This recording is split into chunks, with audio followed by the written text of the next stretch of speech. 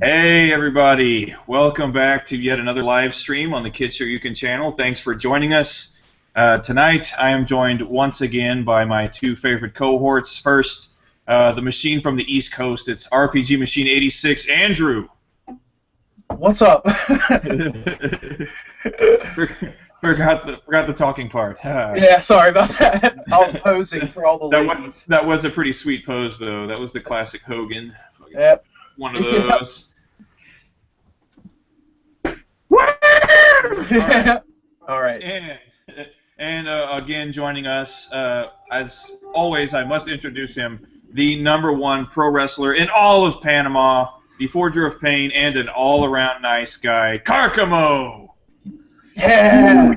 Yeah, here's the Forger of Pain, Carcamo, guys. And today, my little fellows and little girls, we're gonna talk about freaking anime, so, especially the 80s and 90s, because I'm an old fart. So I hope you like it, guys, and thanks for being here.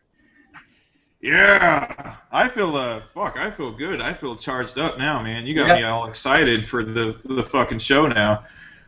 Like Carcamo said, tonight, you know, the three of us, in addition to being gamers our entire lives, loving video games, playing them, I guess since our brains could cognitively force our hands to work a controller, we're also lifelong anime fans. Fans of anime from the 80s, 90s, and to a certain extent to present day. So this whole live stream, we're going to be talking about favorite anime series, favorite anime OVAs, and we're also going to discuss some of our favorite video games based on animes. Each of us has kind of an extensive collection of those kinds of things, and also in between each little discussion piece, we're going to be taking questions from you, the audience. So in the comments section, please do shoot some questions in there, shoot some comments in there, because we're going to peruse those. We're going to answer those. No topic is taboo, so ask whatever you want to. And so with that being said, we're going to start off. First topic we're going to be discussing is favorite anime series, long-running series. And Carcamo, I know that anime was a big deal down there in Panama for you guys in the 80s. I know you love a lot of anime series. So go ahead, kick us off. What's one of your personal favorites? Well, if you guys been watching my channel, and for the guys that haven't seen it, my favorite anime of all time is Saint Seiya. I love Saint Seiya. I recommend it. I have to admit, and that happens with a lot of anime, especially in the 80s and 90s. Sometimes it gets like a little repetitive, and I don't think that's the word. A little predictable, but still, it's pretty cool. It's especially the first season, if you can call it that, like with the Sanctuary battle. That's where most of the games are based on. But yeah, it's a pretty cool anime. It's not only because it has a lot of meaning, it has a lot of meaning to me, a lot of nostalgic value, but really it's pretty cool. The characters are pretty cool. The armor they wear. I remember the first time I've heard of it. In Panama, we didn't call it Saint Seiya. We call it like Caballeros del Zodiaco. That means like Knights. Well, in English, that sounds cooler too. Knights of the Zodiac. But I don't know why. But the first time somebody talked to me about that, I imagine like guys wearing like gowns and stuff. I don't know. I imagine something really stupid. Yeah, in Panama, there's this guy that reads the, how do you call those guys that, they read the stars in the future, like An astrologer. Yeah, an astrologer. And the guy, I don't know if he's still alive. He's called Walter Mercado. And the guy, he's like, okay, he looks gay. Not that there's anything wrong with that, but the guy looked pretty feminine. And when they told me, and I was a kid, and when I heard the word Zodiac, I make the relationship with that guy. So there was the Knights of the Zodiac, and I was guessing there was a lot of effeminate guys. And anyway, I didn't want to see that. So I don't know. Someday I turn on the TV and I catch the show, and that was it for me. It's a pretty cool anime. Too bad that Saint Seiya. I guess we'll talk about Saint Seiya games later when we discuss anime-based related games. but Sensei didn't get a lot of love like all those Dragon Ball fans. I love Dragon Ball too, but my favorite one is Saint Seiya.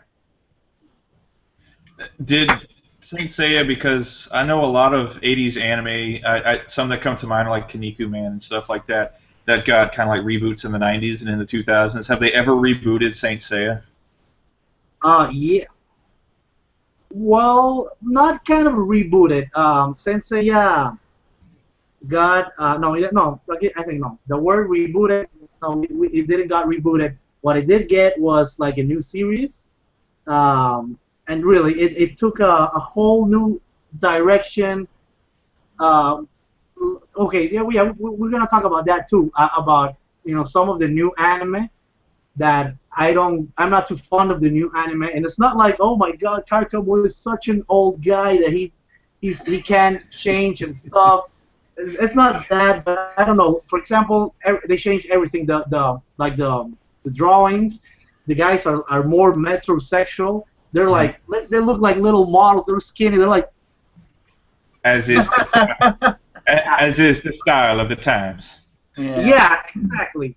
And they have like this androgynous feeling, but it's exaggerated and really it's really weird. I haven't like seen it all because it bummed me down when I saw the first 3 episodes. But then a friend of mine, my best friend, he told me that like many people complain and they try to change it. And you know what? Well, actually, yes, they rebooted. They released like not too long ago, a couple of months ago, was last year, a movie, and the movie was like kind of a reboot. And it was it was CG, and they did a lot of things that I liked about, especially the armors. They look badass. The thing that happened with the movie, and I understand what they did there, is that they crammed too much information for an hour and 20 minutes, and it's obvious it's not easy to do that, especially with an anime that has like a whole shitload of characters. And the movie, like after after half of the movie, it was all happening like really quick. We have to end this shit. We have to do it pretty fast. And they were throwing some shit at you like it didn't even make sense. And so it was kind of a flop at the end. It's weird how anime either doesn't tell you enough or it tells you too much. Like it suffers from that sometimes. There's no middleman when it comes to anime. No. It's like process this information and get it or not.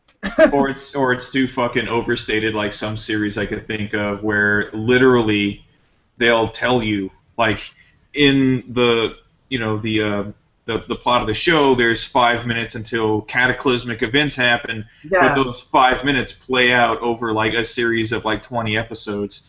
Yeah. And it's, I don't know, the way time constructs work in anime. And I agree with you, Karkamo, the androgyny that's kind of prevalent in anime these days. That's another thing that kind of turns me off to a lot of modern day anime. We talked about it earlier. I find the art is like really clean and smooth, and I don't really like that. I like a little more rough art when I'm watching any kind of animated content. I like to see the artist touch when I'm watching it. Computers nowadays, and they don't at all.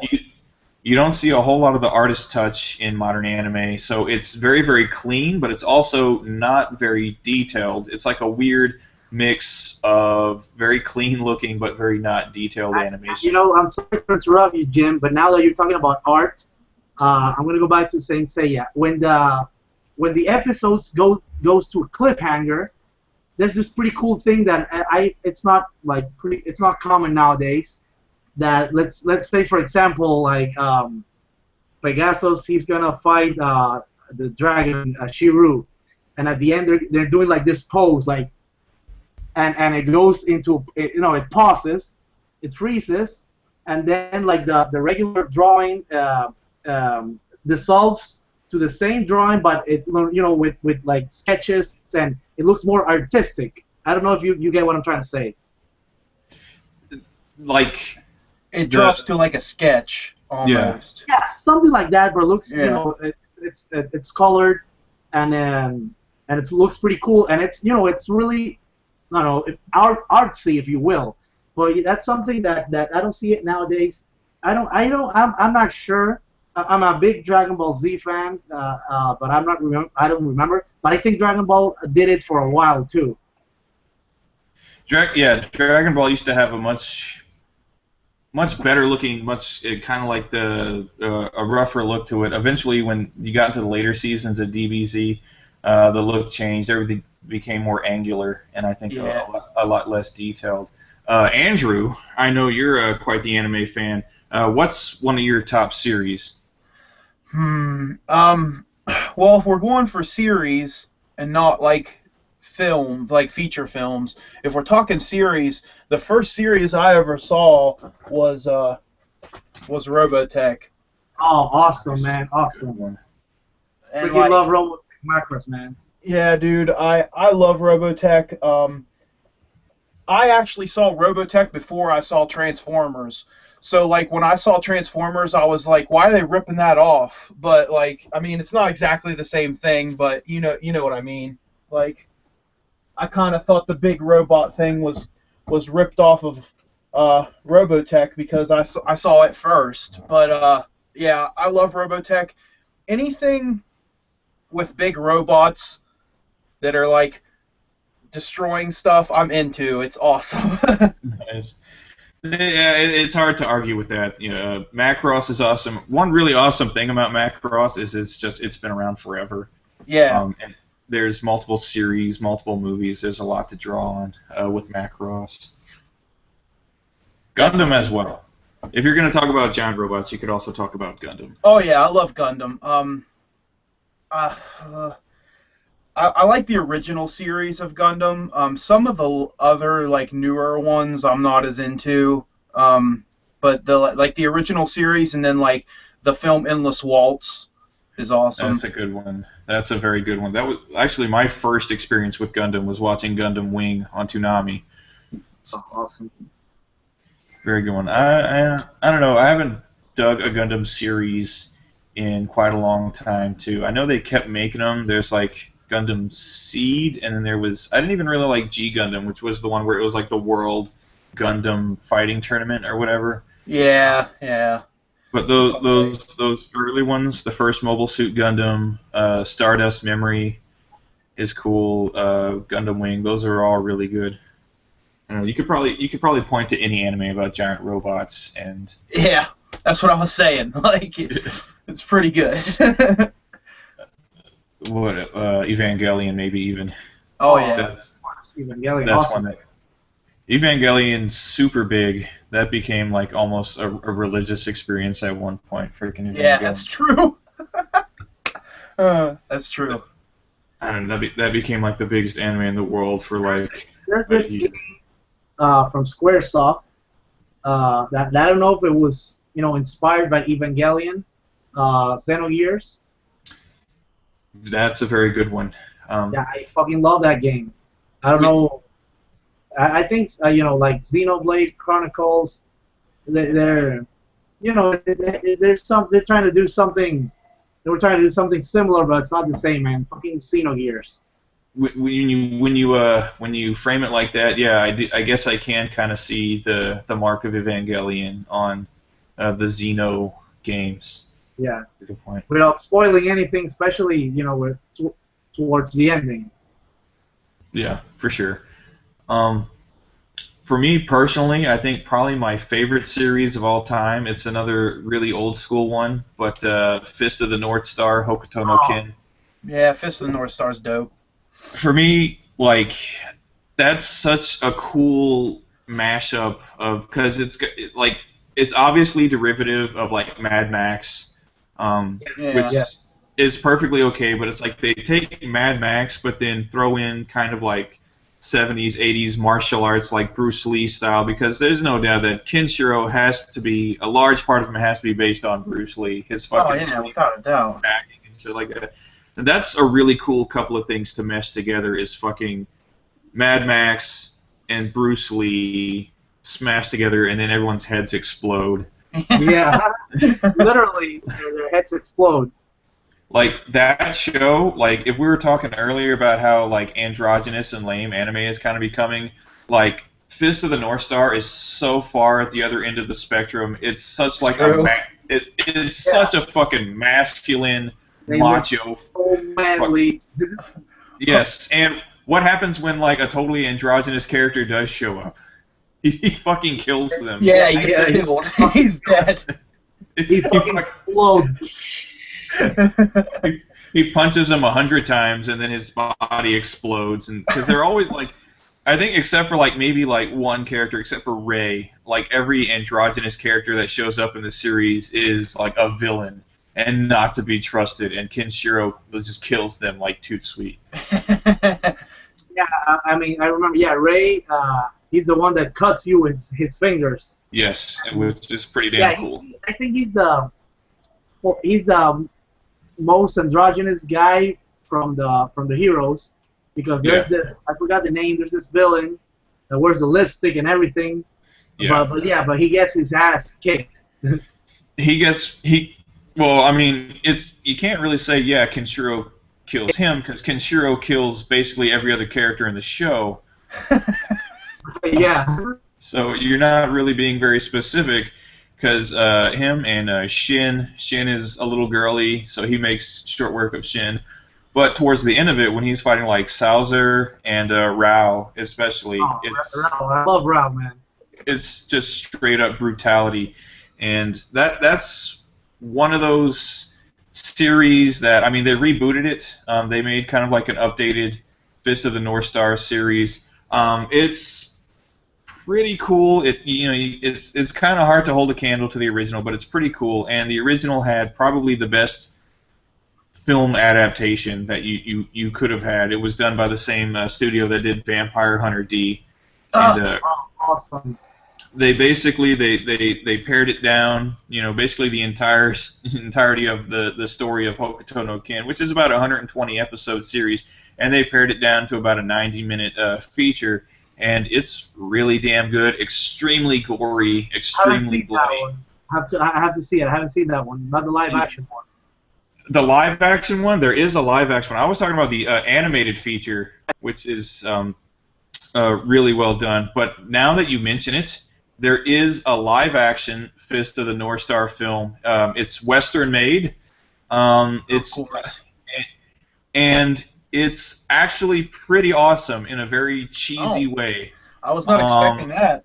It's extremely cheesy. The guy who plays Kenshiro is a British guy named Gary Daniels. He does well. He's a pretty well-known like martial arts stuntman, and he's pretty, he's good in the movie. Chris Penn is in it, Sean Penn's brother. He plays kind of the Joggy style character. And one real cool thing, I know both of you are, Karkamo, you are a wrestler, and Andrew, I know you're a big wrestling fan. Vader is in it. Really? Oh, awesome. Yes. Man, I have to see that. Dude, That he's sold in it for Boy me. Meets World as well. That show, Boy Meets Vader World. time.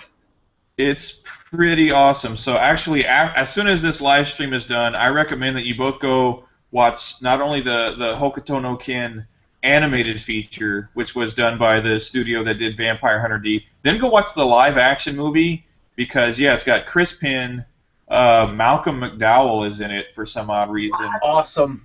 and Vader. So Hey, Leon yeah, White. one question. The animated feature of Hokuto no Ken, because I've seen one, but I'm not sure if it's the same one. It's the one where he meets like Ray for the first time, and he kills Yagi. That's the one, right? That's the one you're talking about. It basically runs through the entire plot of the series, but it does it in a 90-minute feature film. Oh yeah, I've seen it. Actually, that's the first time I saw anything Fist of the North Star related. That was like my first experience. And as a kid, the first like two gory anime that I watched was that one. That was the first. And I'm like, holy shit, man! Their head explodes and it's all bloody, and I loved it from there. The other one that I saw, it was like, I remember it was an event in Panama. That in Panama we have a lot of events with Japanese cultural, Japanese related culture, a lot of anime events, but that was one of the big ones. It was called, I think, Jamboree. So the weird thing is that this guy had a TV and a VCR, and he was showing movies. You only had to pay like a quarter to watch a movie, but we were all kids. We were all kids. Like I'm telling you, like less than 13 years old, and we watched, well, at least Hokuto no Ken, that feature film, didn't have like anything sex related.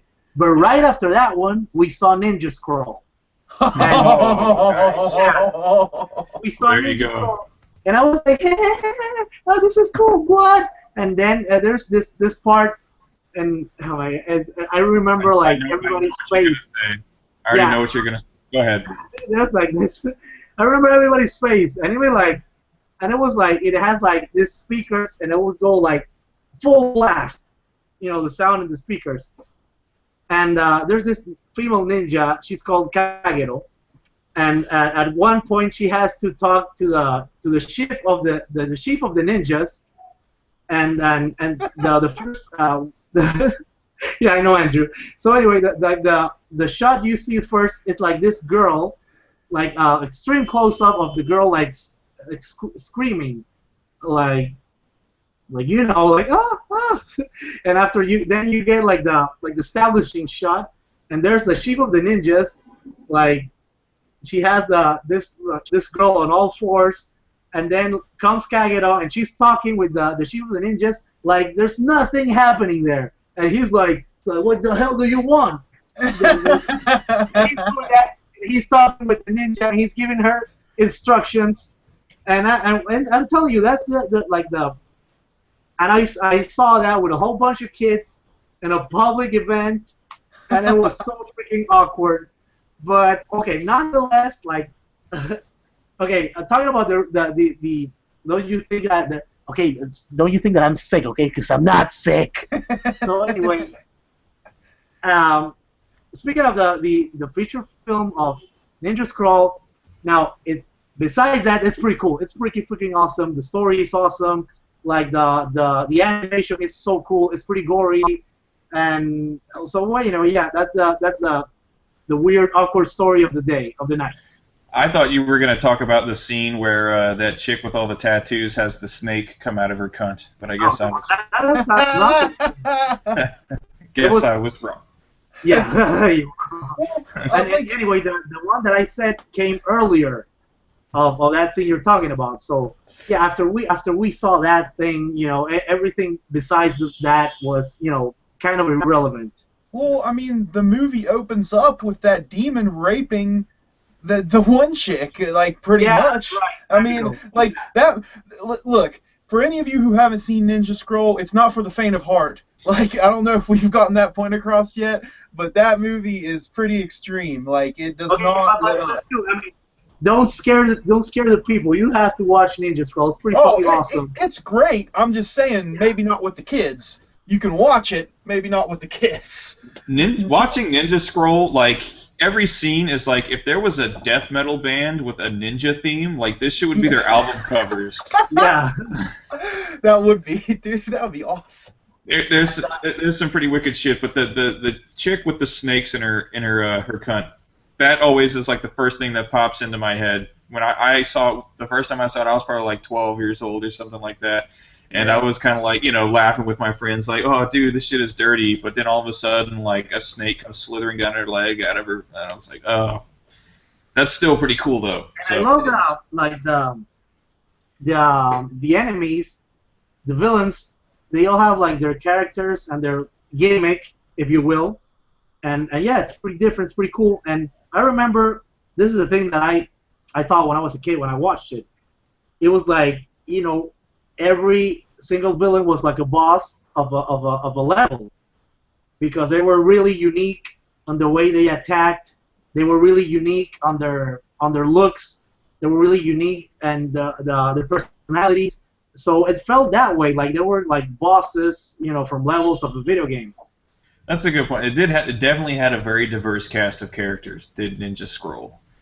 Most certainly. And then isn't the main character is it Jubei? Yeah, Jubei. Yeah. So based on historical figure. Kibagami, right? Or is it Yagyu? No, Kibagami. Kibagami. Okay. But nonetheless, yeah, Ninja Scroll super awesome. But we're gonna stick with series for a little bit. Karkamo, any other series that you wanna throw out there? Another favorite of yours? Whose turn is it? Mine or Andrew? That's you. Oh, that's me. Okay. Okay. The other one that I want to talk about that influenced me a lot is Captain Tsubasa. Of course. In Panama, we call it Super Campeones. That's like Super Champions in English. And the thing that I want to, and it's kind of weird that it influenced me a lot because I'm not a good soccer player. I used to play defense when I was in high school, and I broke a kid's leg, but it was an accident, and I was kicked out of the soccer team. It was an accident, but he hit with a chair. I hit him with a folding chair by accident. Yeah. Yeah, it was an accident, and then I realized that my future was in hardcore wrestling. So anyway, I digress. What was really funny about Captain Tsubasa is that, a soccer match, it's supposed to last like 90 minutes, right? And like a soccer match in the episode, it could be like 10 episodes. And these guys, yeah, really. And these guys, like 10, 20 minutes episodes. And when they got to the midfield, it was like they're running to the center of the field, to the midfield, and it would be like 3 episodes just to get there.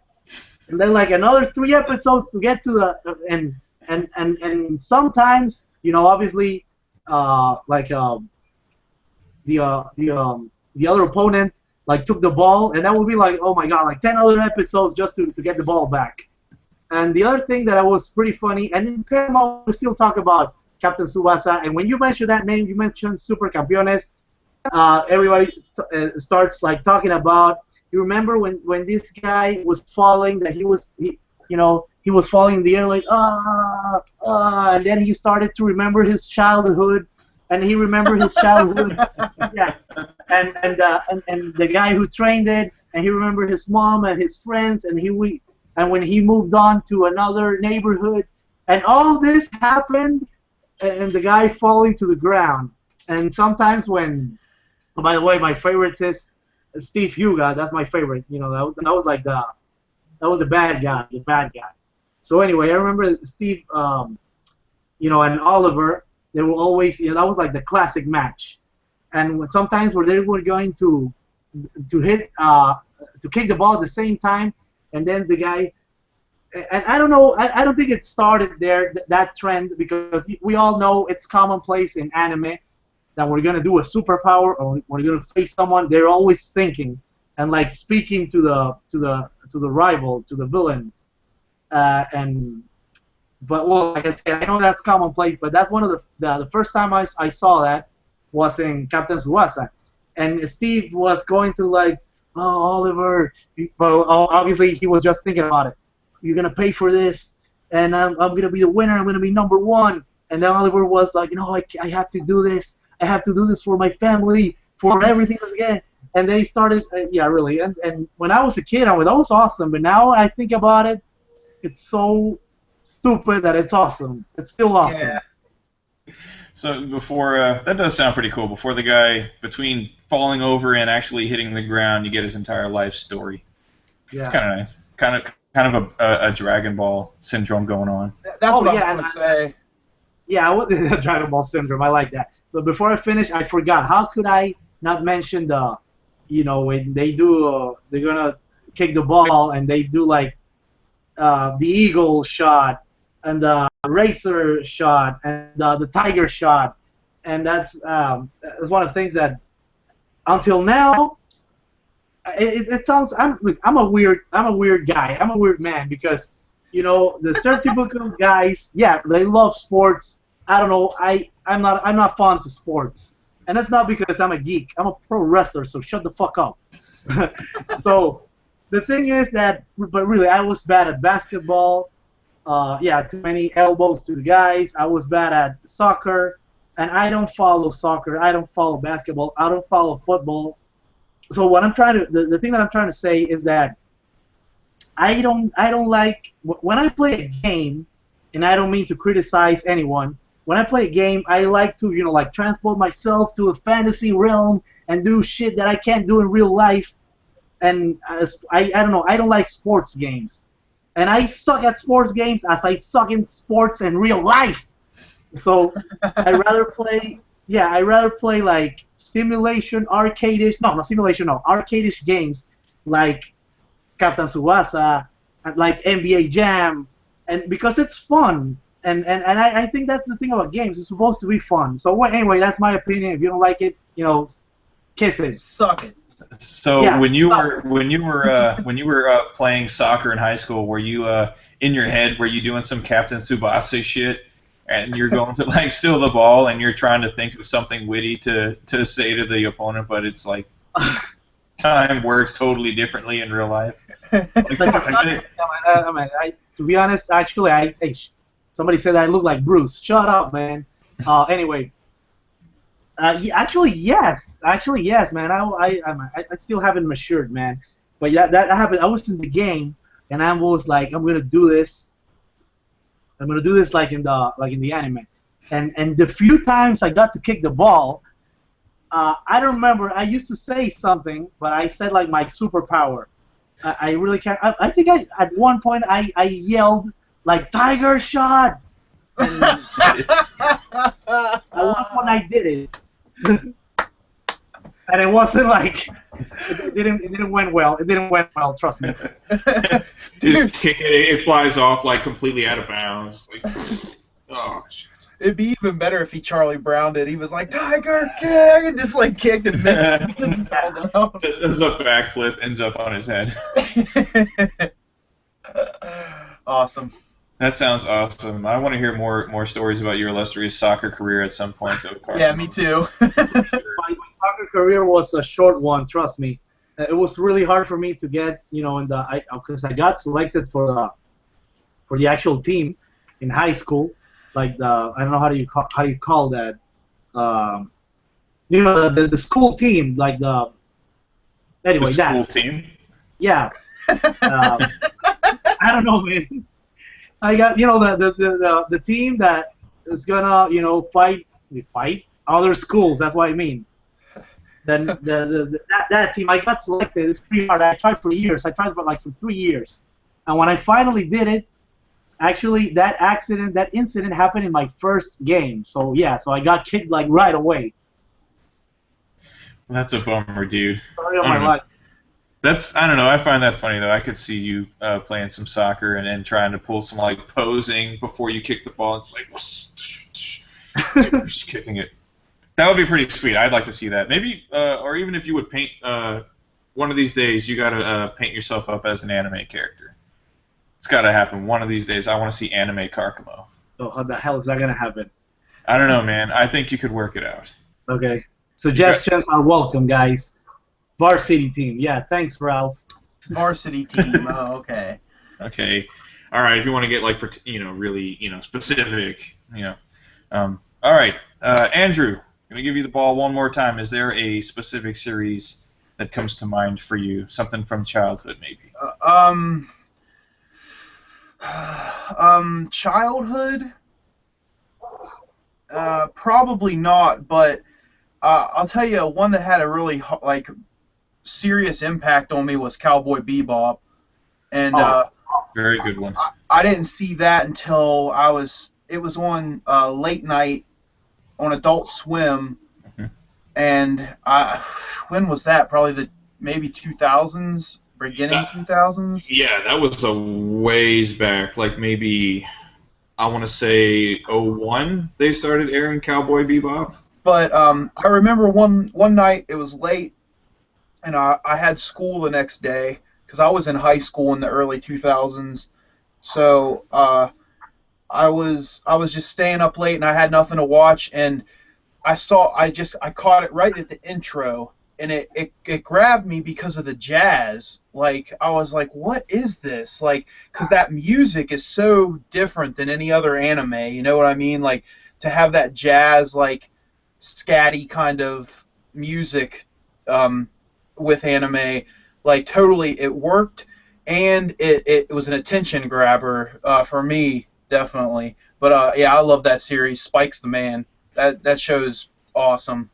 For sure. That show, Cowboy Bebop, definitely had like a coolness factor that a lot of anime didn't have at the time. The soundtrack, the demeanor of the characters, the soundtrack is, so that whole entire show is just awesome. Like you said, it's basically a straight like blues, jazz soundtrack. That was really, really uncommon. It still is. I can't really, off the top of my head, except for like maybe sometimes Outlaw Star, it's really hard to think of a series that had a soundtrack that was, you know, as, I wouldn't say diverse, but as like subdued as that. A lot of soundtracks were either some kind of like you know, corny, cheesy J-pop or something that really tried to keep the energy level high. Cowboy Bebop always, when it needed to, it could pick it up, but for the most part, that show had like a low energy level, and it was like really like kind of easy, soft show to follow. You know, that was more of like a put it on and watch it and chill out kind of anime. Yeah, definitely. Talking about music and anime real quick, I just want to bring up Samurai Champloo is a series that I really, really like, and one of the things I like about it is the fact that it's a mix of like old school turntable hip hop and anime, which I love that style of hip hop, like 90s style, 80s style hip hop, and it also is like a very cool, like you said, kind of it kind of like soothes you out.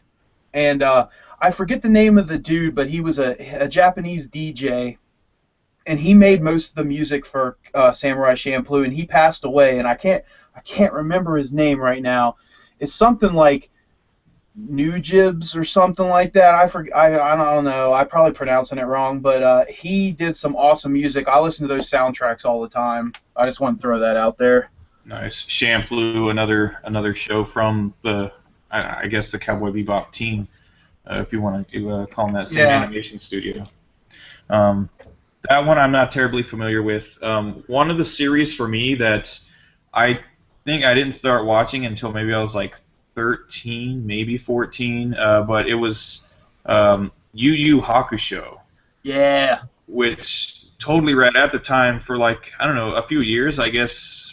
Like most other like 10-year-old kids, I was a big fan of Dragon Ball Z at the time, and like, I don't know, that was kind of like the first show that really replaced it for me, and the first show I really kind of preferred over DBZ just because it had a much like it's smaller cast of characters, really only like 4 central characters. So you could develop them a lot more, you could follow their stories a lot more, and it wasn't so drawn out. Like, a fight on Yu Yu Hakusho between 2 characters could easily just take, like, an episode to go through. It didn't take a million episodes. Yeah, they didn't have to scream at each other for 3 episodes. Yeah, so I really liked that show. It was a really small cast of characters. Each character was very unique. There's a lot of room to develop them when the cast isn't really that big. And because they kind of get through some of the bits, they don't, you know, linger on things any longer than they have to. It's a shorter series. It's like 112 episodes, which is definitely short when you compare it to something like Dragon Ball Z or Naruto or One Piece, which those shows just refuse to die. They will not end. They're making money. That show, they're never going to stop. I actually just saw something today where they revealed like another, because they're doing the next Dragon Ball Z movie, and Frieza has another form in it. They revealed where he turns gold and whatever. That's cool, I guess. But now they revealed they're doing another Saiyan transformation thing where it looks like now he has blue hair instead of blonde hair. Yeah, to be honest, now they're just I don't know what's going on, man. They're just exaggerating. They're jumping the shark. They're going back to the well, is what they're doing. And yes, because I mean now they're just changing Goku's hair. What next time he's gonna go to Super God Awesome Saiyan, and his hair is gonna be, I don't know, blue what color? I don't know. Well, he's already black. Like, I don't know, man. He's gonna go like pink. Yeah, it'll be like a Rainbow Bright type thing where he'll just be like all multiple colors. But it's kind of stupid. They're bringing back an old villain from the show, and then they're just like changing them up a little bit. Like, why not actually, like you and me, Karkmo, we were talking about Dragon Ball Xenoverse and how the plot to that game seemed cool. Yes. It was really like seems like a thoughtful plot. A lot of thought went into it, and they introduced some new villains that are pretty damn cool. Yes. If you're gonna spend all that money and all that time to make this new theatrical Dragon Ball Z release, why are you just gonna revamp some old shit? Why not actually work on a plot that's worth a damn instead of being like, okay, Frieza comes back and Goku is now some other kind of Super Saiyan. It's silly. And how many times can you kill freaking Frieza, man? You killed him like and I mean, that's a villain in anything, though. I know he's resurrected like I don't know, like 1,000 times. Almost as many times as Krillin. Well, yeah, Goku himself. But that's anyway, like the whole crux of that show, though, is that nobody ever has to stay dead. Yeah, it's like, oh, it's okay, let him die. We can go get the Dragon Balls. But I don't know, like when I watched Battle of the Gods, like I was excited when that came out, and I went and watched it in theaters, and I thought it was pretty cool. And it seems like they were taking a step in the right direction. They're introducing new characters, new plot points. But this next movie, I mean, I know I haven't seen it yet, but it seems like they're taking a few steps back, just rehashing some old shit. That was supposed to. I thought they were gonna do that. Like this was, it was a new god, and there were still like a lot of gods that were gonna come and bring shit to Earth and whatever. And I'm like, cool, who's gonna be the next god to fight Goku and stuff? And here comes Gold Frieza. It's like Gold freaking Mario. You're sitting there and you're like, wow, this opens up all kinds of new possibilities. I wonder what is Toriyama gonna come up with next? That's Frieza again. Oh, yeah. Somebody said in the comments like, Goku is John Cena. It's true. It's so true. It is. Oh, that's so apt. Okay, Racer Jam 5552666. Oh my, kudos to you, man. Yes, that's perfect. Goku is John Cena to Frieza's Randy Orton, I guess. They're feuding again. They're feuding again. It's so the thing. Anyway, I want to say real quick about before we stop talking about Dragon Ball Z.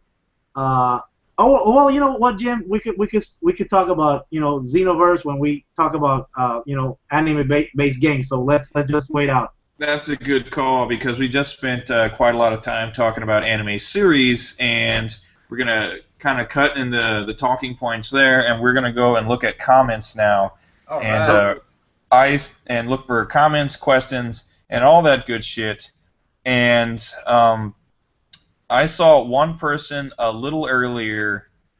He asked about a particular anime, and I just want to find him because it's something. Okay, who asked about that shit?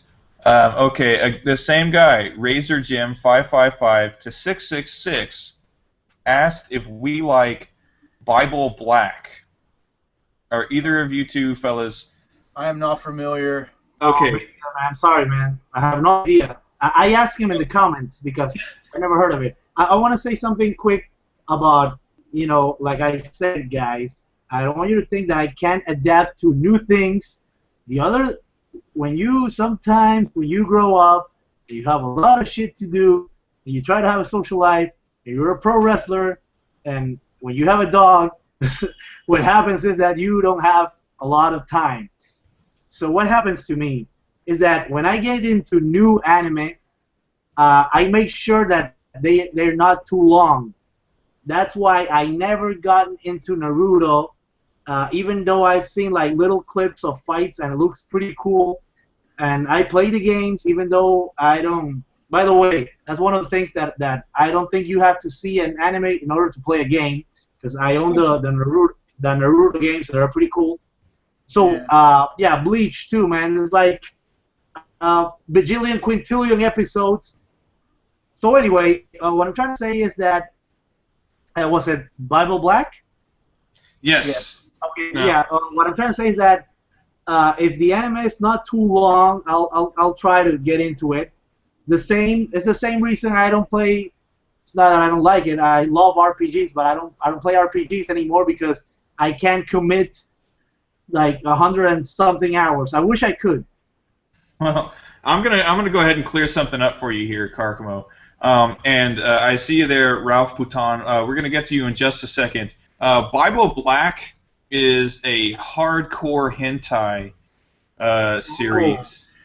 Okay. So, I guess we can elaborate on that a little bit because I think I've actually seen an episode of Bible Black and it was disgusting. As is most hentai, I have to say. Yeah, I want to go on record real quick. Just say I abandon anime if it gets too sexual. I'm not into that. It's not my thing. Now, we just did talk about a bunch of rape and stuff, which that does happen a lot in anime, which is weird. It's the style of the times.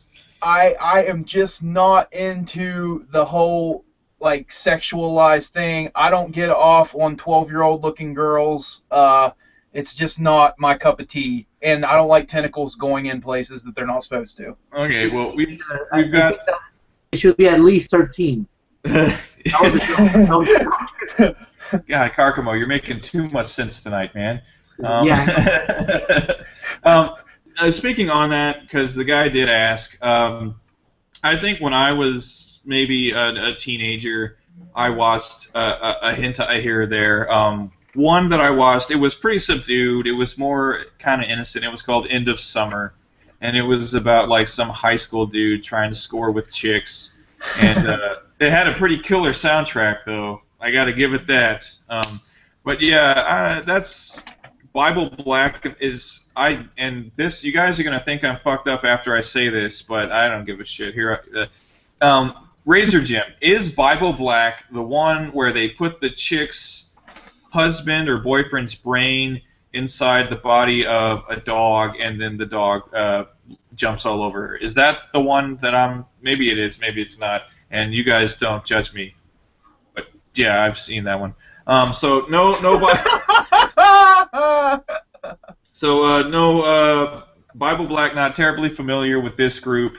I guess hentai in general, not terribly familiar with this group. I haven't seen a hentai since I was like 14, and there was a company called Pink Pineapple that used to put hentai out on VHSs. Oh my God, Jim, you're a fucking expert, man. I'm not an expert. That's bullshit. I'm not an expert. I just remember this vividly because I can remember going to Suncoast Video with my friends and seeing all these. They had that Suncoast Video was like the first video store that had an anime section, Yeah. and sold anime figures and things like that. And I just remember that they had a section in their anime section. It was like a subsection of the anime section where they had all these VHSs, and the cassettes were white. And they were made by a company called Pink Pineapple, and they released like really subdued, like it wasn't like hardcore gross shit. Like I remember they released one called Dragon Pink, where it was like the whole thing was set up like it was like an RPG or something like that. But then every once in a while they just banged each other, and every once in a while. That was, I mean, maybe a little more than every once in a while. I do remember it was really funny that one person gets like really sick or something like that, and the only way they can treat him is with this shit. It's some kind of nectar that you get from a honeymoon fairy, and so they catch a little fairy and they kind of like diddle her to get her nectar. And it's pretty funny. I'm sorry, it was funny. It was hilarious. Sorry, I'm totally tweeting this. We're talking about hentai, okay? I'm putting the link. Okay. Maybe we'll get more views this way. Tweet away. People are gonna see that and they're gonna come a running. Real quick. I want to. Okay, now that you opened Pandora's box, Jim, especially we have to thank Razor Jim 555-2666 to open this. I'm gonna talk about my experience with hentai. Oh, all right. Yeah, wait. Okay, so here we go. Anyway, now I remember my first hentai vividly too, Jim. So you're not the only sicko here. All right. The first one that I saw was Twin Angels. You can quote me on that. Twin Angels. Check it out if you are 18. Um, until that point, the only sex thing that I saw was on Ninja Scroll and some other anime, but it was kind of tamed. So no, yeah, it was pretty tame because you couldn't see the parts, the genitalia. Yeah. So they usually didn't have genitalia in those. Like if there was ever any full frontal scene, it was just like a flat surface. There were no genitals on any characters. Okay, well that's not the one that I saw. I saw the full thing then. Now I feel bad. So anyway, and I remember there was this girls that they were pretty Sailor Moonish, and they were fighting demons. Actually, I think that thing was kind of based on Sailor Moon, because there were these girls, and the funny thing is when they fought the demons would grow like tentacles, like from the ears. Of course. Yeah, from the ribs, from the fingers. The fingers were like dicks. And anyway, and this girl's it was funny thing. It was pretty. Actually, that was the reason. The first time I saw it, it was so freaking funny. It wasn't even. I wasn't even like, oh my god, naked girl sex. No, I was laughing my ass off because it was too ridiculous. So anyway, these girls when they were gonna fight, like they did the transformation and shit. Like, the moon's bright, and they would transform, and then I'm ready to fight you, demon, and then the demon would come with like 1,000 tentacles, and will it will go around her neck, and the girls couldn't move, and they would like rape them like everywhere, the ears, everywhere, everything. There was a hole in the body. Yes. And the funny thing is, Twin Angels, I don't know. I think it was like a series because I don't remember if it was a movie because I remember watching a couple of episodes, and every episode those girls would get fucked and raped. And after yes, really, like in every freaking episode. And after a while, they will like break free from the tentacles and they will kill the demon. But that was basically the plot. Like the girls would transform, I'm gonna fight you, the demon then would rape her, and after the rape, they will get free and kill the demon, and that was it, and that was Twin Angels. And so the thing that I wanted to talk about my experience with hentai is that I discovered that in Panama we had like this, this store like Blockbuster. It was like the only store that would rent anime. It was called Caribe CD, and then I don't know how I got my hands onto a hentai. I remember I was like on 7th grade, and after I got that, I called like all my friends, like, guys, you have to watch this, and we will all watch that. Yeah, we will all watch that, and we will laugh our asses off. And really, when I thought about, and really, I haven't seen hentai since. And the only hentai that I watched was that one. I don't know if Urutsukidoji, you can call that a hentai, because that was kind of tame too. And but that was basically it. There was this one that was kind of funny. It was called, I think, Golden Boy. And yes, and Golden Boy. Love Golden Boy. Yeah, Golden Boy was pretty funny. It was actually funny, not in the funny kind of tentacle way. That it was meant to be funny. It was like a comedy, right, Jim? Yes, like when, say, for instance, when he's rubbing his face on a toilet seat. Because that chick sat on it. That was pretty funny. Yes, it was like this geeky Very loser. good. Yeah, it was like this geeky loser guy. It kind of reminded me of Leisure Suit Larry, because he was, he was like a loser, and the thing he was always trying to score. So yeah, that's basically what I watched. It was Urutsukidoji, like Twin Angels and Golden Boy, and I don't know anything else about hentai. When it comes to stuff like that, like Golden Boy, etc., as you're watching it, it's always fun to keep in mind that somebody had to write this. Yes. This was someone's idea at some point, and he had to explain to other people what the idea was. The balls on some of these people. We're gonna really quickly.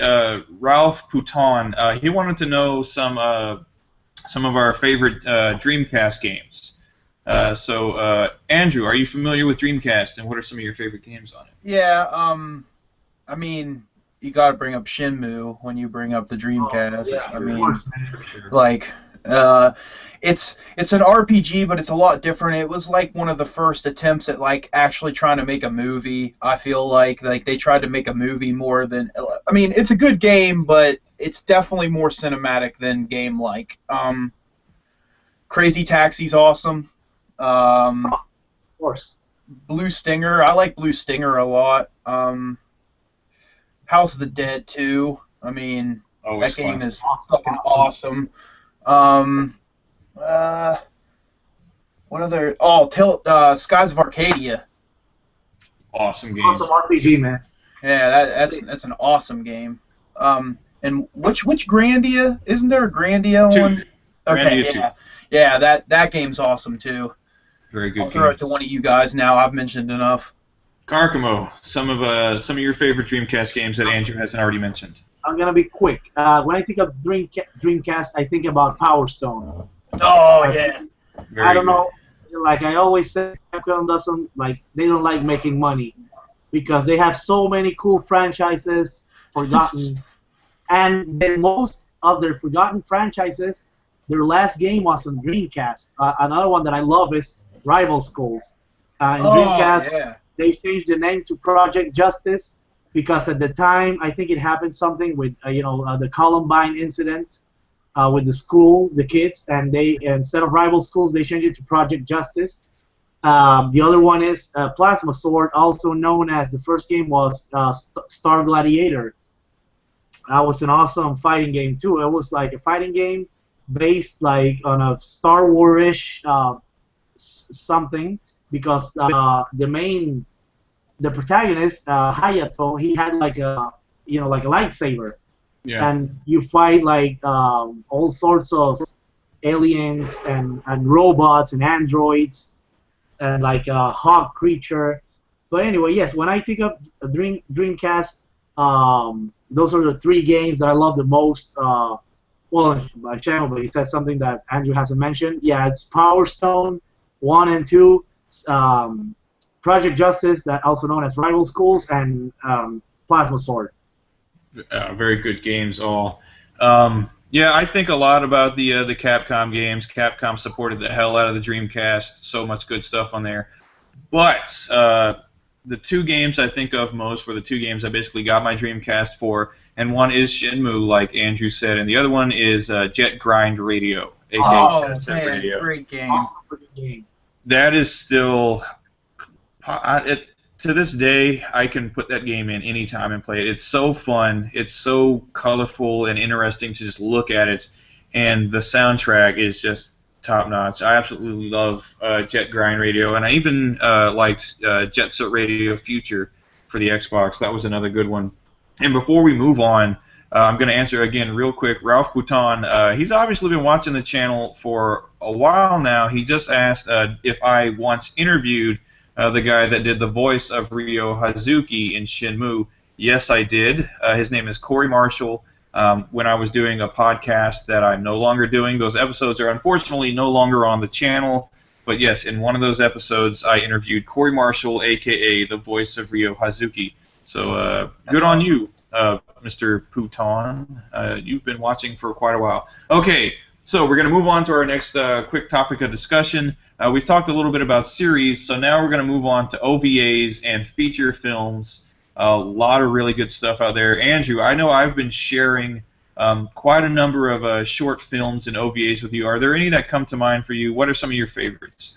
The first anime, I mean, I know I said that Robotech is the first series I ever saw, but the first anime I ever saw in my life was Akira. And if you haven't seen Akira, I don't know what the fuck you're doing with your life. Because the movie is pretty much perfect. Like, it is the perfect anime. Like, it is the one anime that people are like, hey, I want to get into anime. What should I watch? Watch Akira. everything from the animation to the music, which the music was a huge undertaking in Akira. I don't know if a lot of people know that, but like it took them a long time, and they did a lot to make the music for Akira. It's a cyberpunk sort of oh, it's hard to describe that movie honestly. But it's a cyberpunk future where Tokyo's been destroyed and like rebuilt, and just some crazy shit starts going down. That's about the best way I can describe it without giving too much away. But that movie's awesome. My favorite movie ever as far as animes go is Vampire Hunter D. We talked about it earlier. I love it because it's got my favorite things about anime.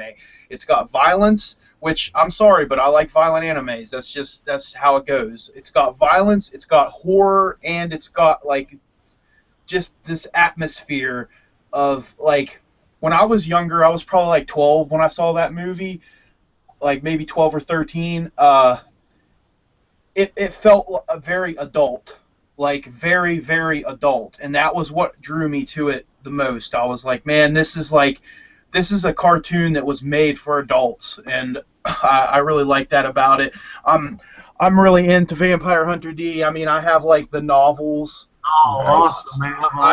I love Vampire Hunter D. So, another one I want to give a quick shout out to, and then I'll throw it to one of you guys, is Ghost in the Shell. You have to talk about Ghost in the Shell when you talk about anime because, again, it's one of those benchmark, like, if Ghost in the Shell would have never been made, there would be no Matrix movies. That's a fucking truth right there. Like Ghost in the Shell, probably, like, I love Akira, like, a lot. Like, yeah, that movie's so great. The animation is so clean. The plot is just awesome. It really just takes you everywhere. And I love the characters. I love Kaneda and Tetsuo. Oh yeah. But Ghost in the Shell, probably my favorite anime feature film. The animation was insane. Like it's weird because it's something that on paper seems like it would be kind of boring because there's a lot of slow spots in Ghost in the Shell. Yeah. But it's weird. As a 13-year-old watching that, and as slow as it is, it held my attention just because of how visually stunning it is. The opening credit sequence when they're constructing her body in the factory, like that's just so awesome. It's fucking beautiful, man. It's fucking amazing. And again, watching it, it felt like anime that was definitely more intelligent. Like it was meant for an adult audience.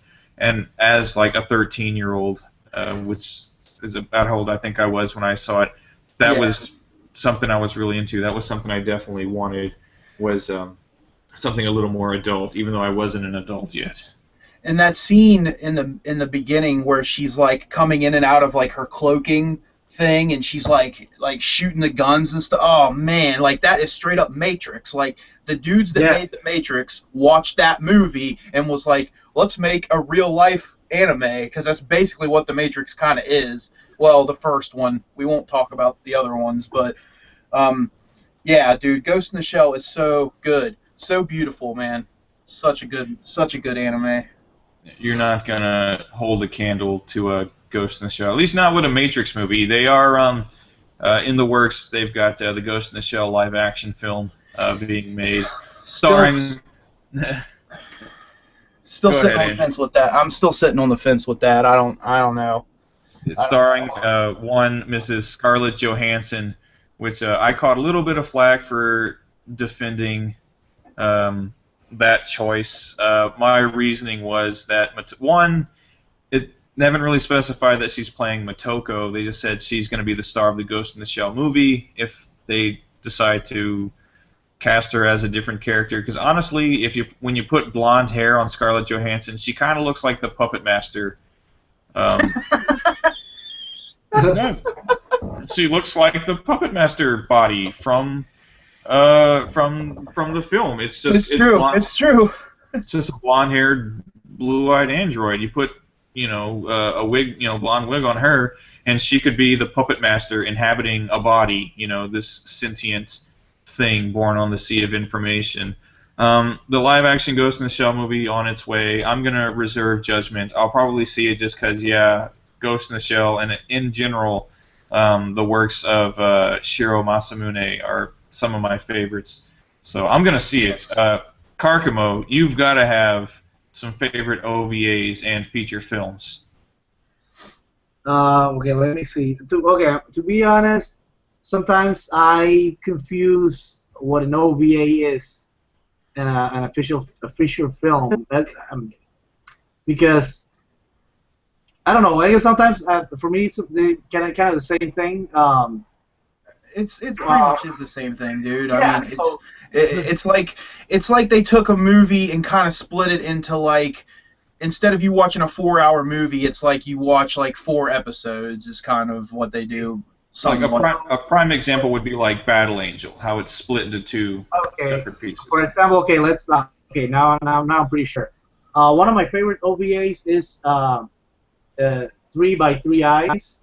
I don't know if you guys heard it. It's pretty cool. It's about there's like this new race of it's not humans. They're like the humans' cousins, if you will, or something like that. I have to watch it again, but I've watched it like 1,000 times. It's pretty cool. So anyway, this race, and they have literally 3 eyes. The third one is here, and the race got extinct, and it's kind of funny because they're supposed to be immortals, but they're extinct. There's only like one missing. And yeah, and she wants to be a human. And they have to do all this complicated thing to get a couple of statues and pray to some demon and shit like that. So she wants to become a human. And there's this guy, it's called Yakumo. That's not like the protagonist. He's the son of an archaeologist that discovered the last one of the race. The race is called Sanjijan. And anyway, so this guy died, and he wrote a letter to Pai, the last Sanjijan, that she was supposed to go to Hong Kong to find Yakumo, that's the son of the guy. And anyway, all things ensues, but it's pretty. You're gonna like that. If you haven't seen it, Andrew, you're gonna love it because the story's pretty cool. It has a lot of gore. It's pretty violent, but keeping aside the violent part, really the story's pretty cool. You're always on your toes of what's gonna happen. So that's a cool OVA. Another one that I like, it's Devilman. Nice. Yeah, Devilman is pretty cool. It has I don't know, but like the first one, the origin story is my favorite one. It's a little slow paced, but when they get to a club. So anyway, I'm gonna break it down for the guys that haven't seen it. If you're interested, it's pretty basic. The story,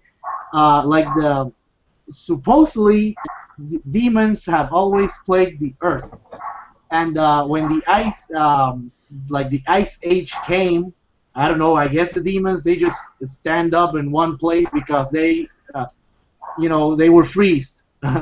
And so the devil, like Satan, he got freezed too, and they're in the like the lowest part of the Antarctic or something like that. So anyway, because of the ice caps are melting because of the stupid Americans. Of course. Yeah, they're melting. You talk about me? Oh, sorry. So yeah, the demons are roaming free, and so anyway, there's this guy. What's the name? Ryu, I think. Rio.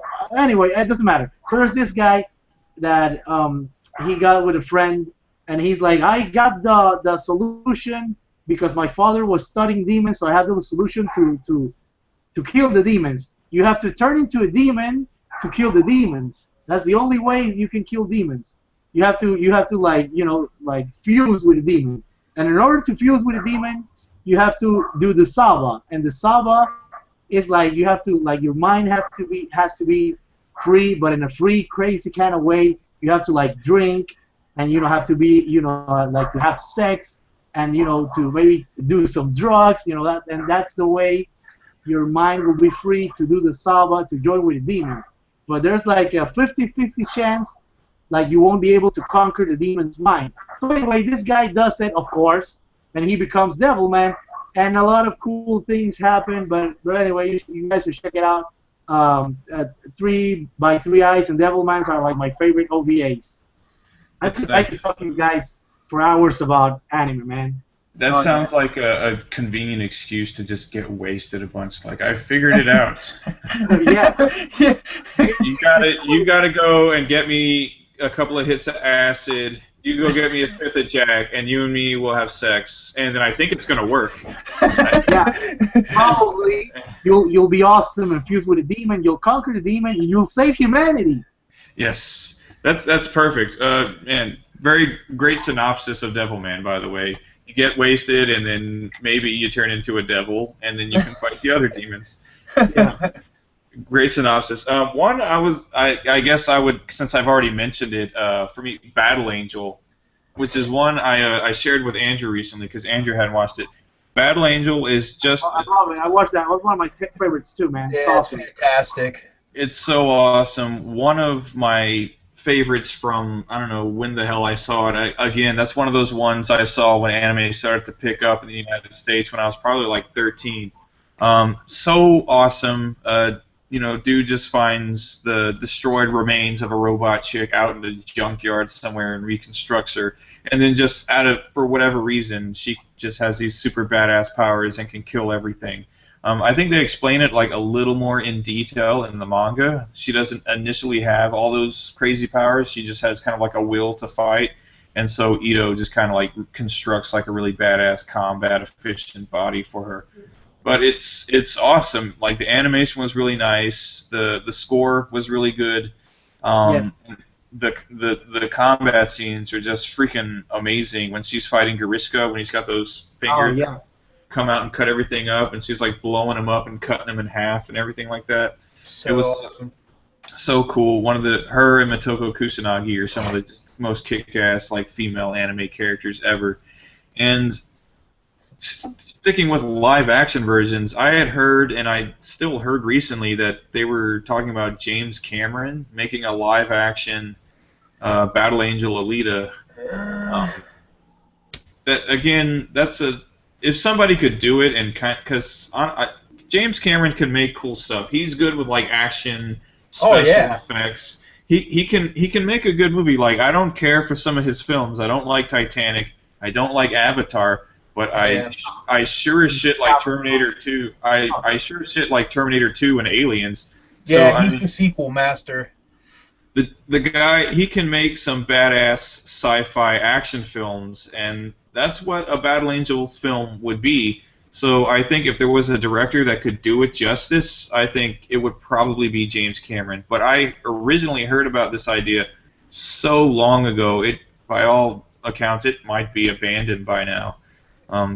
No idea. They'd be really hard-pressed to find somebody to play the girl, though. To play Gally? Yeah, I feel like, because, man, it'd have to be the right actress. It really would. Because she's got a really, really cool personality.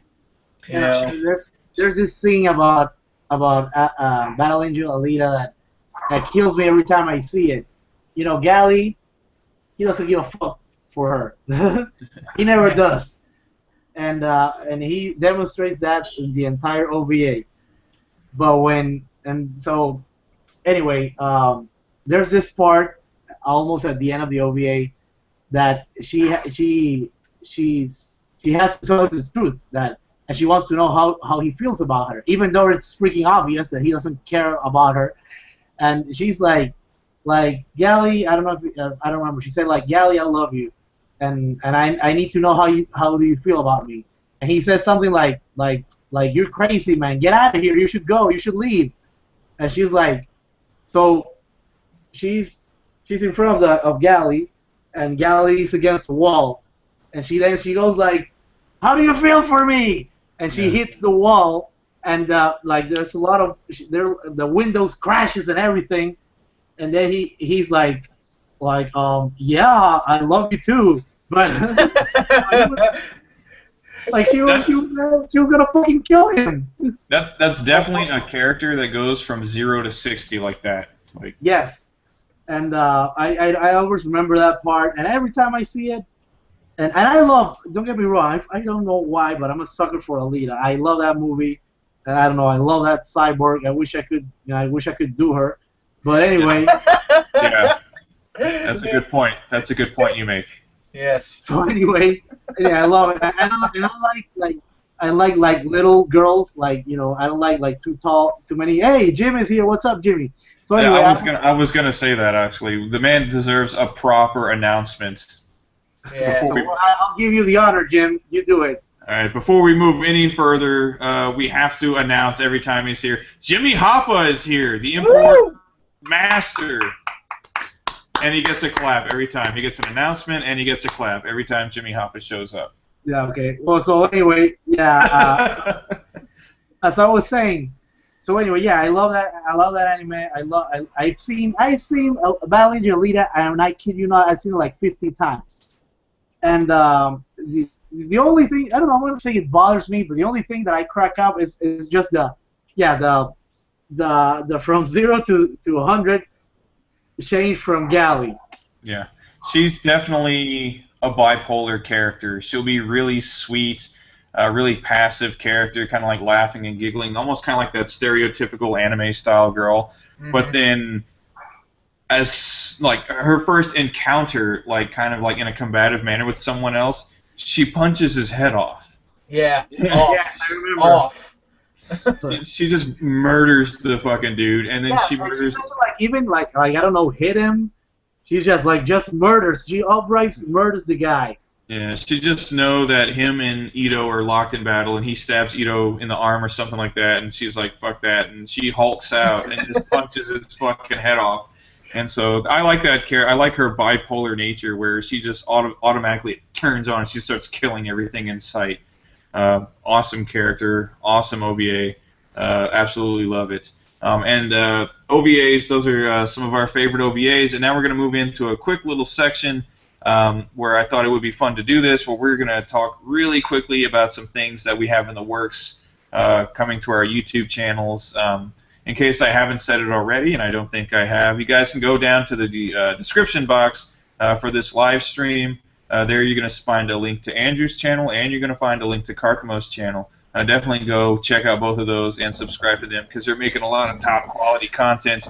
And so I'm going to go ahead and start with you, Mr. Andrew. You're working on some stuff for your channel. You've got all kinds of stuff in the works. What's coming up? Like, let's put it out like maybe in the next few weeks to a month. What do you got going on? Okay, in the next couple weeks, I'll have a series that I do. Well, I mean, I've done one episode so far.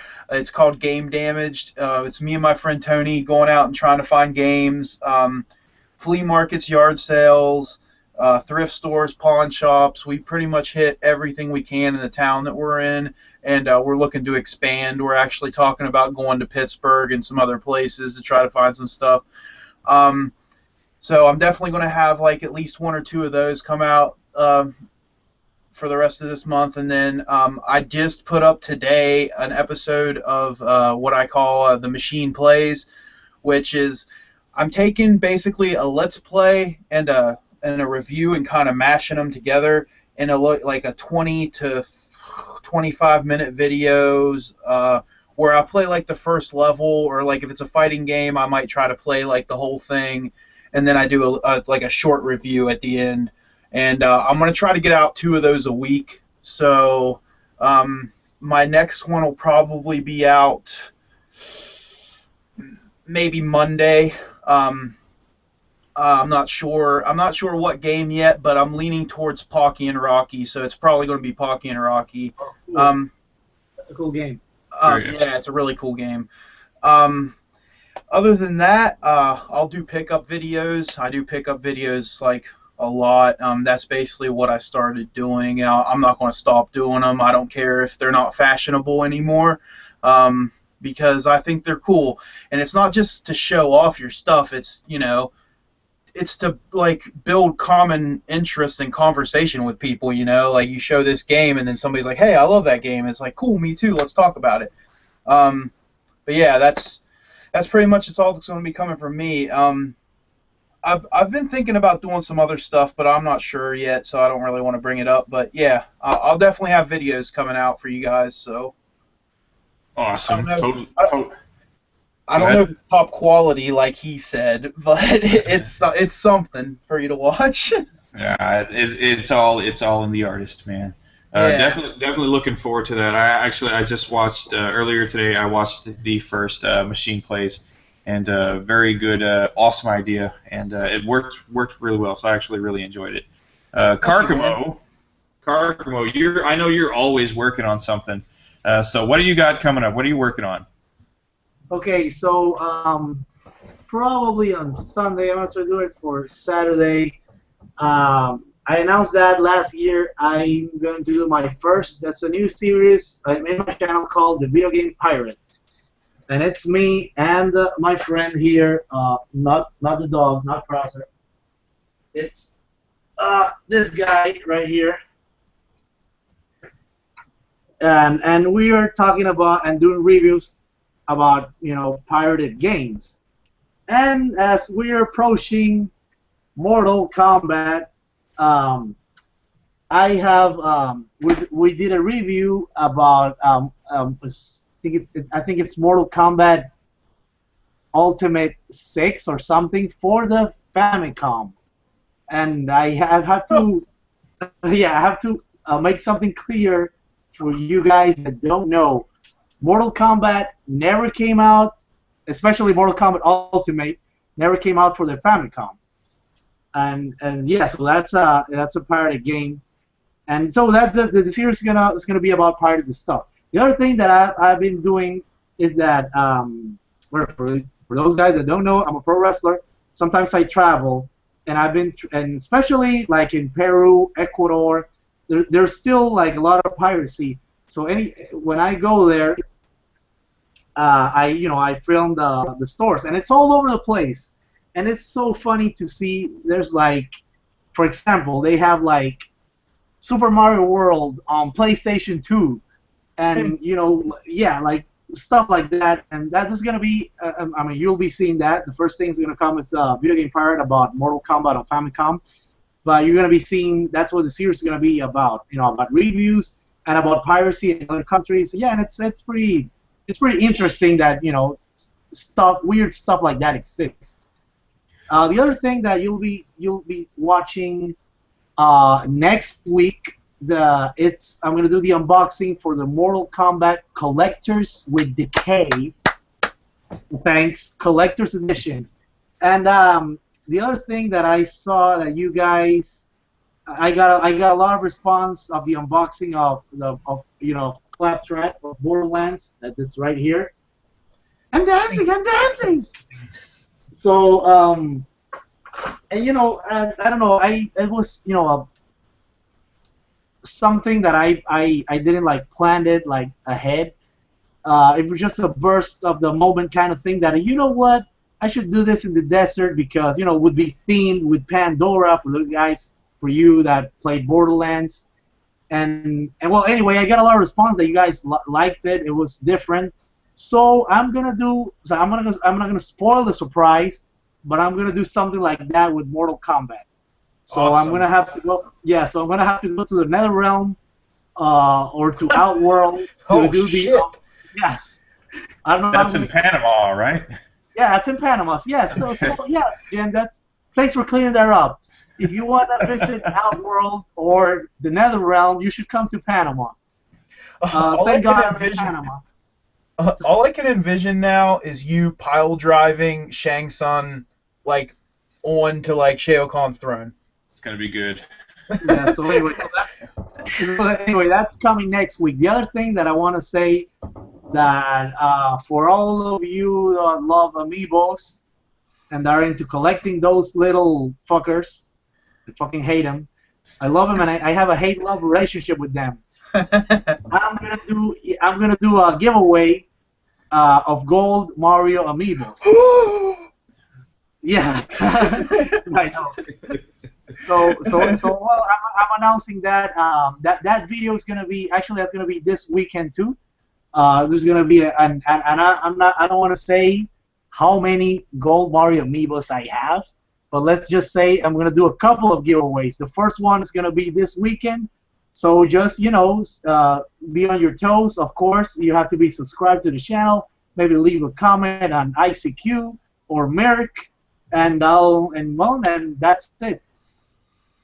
So how about you, Jim? You're always doing like 3,000 reviews a week. So what do you have for us? That's what I do, man. I have I live in an apartment with no furniture and a shit ton of video games. I have a lot of time on my hands. I have plenty more reviews coming up. I actually planned them 10 at a time now. So I set aside 10 games that I'm going to review, and and that's how I go about it. So actually tomorrow, review of Ninja Ryu Kenden 3, which is the Famicom version of Ninja Gaiden 3, is going to be going up. Hopefully by Sunday, I'll have a review of Spriggan Mark II for the PC Engine CD going up, which for those who don't know, Spriggan Mark II is Compile's only side-scrolling shoot-'em-up that they've ever done. That's cool. It's a pretty sweet game as well. I quite like it, so I'm going to share that with everybody. What else I got on the agenda here? You're such a sharer, Jim. I know. I'd love to share. Twin Bee Rainbow Bell Adventure. Awesome. That's an awesome game. I love the Twin Bee series. So I'm going to be doing that one. I'm going to be doing Pretty Fighter, which is a pretty terrible Super Famicom game, but I think it's worth sharing with people. I'm going to be doing a Gunbird for the Sega Saturn. Oh, cool. Oh, man, awesome. Very good game, and I guess this will lead us into the next thing we're going to talk about, and I'll kick it off, but we're going to be talking about anime-based video games. And one of the reviews I have coming up pretty soon, I put a schedule.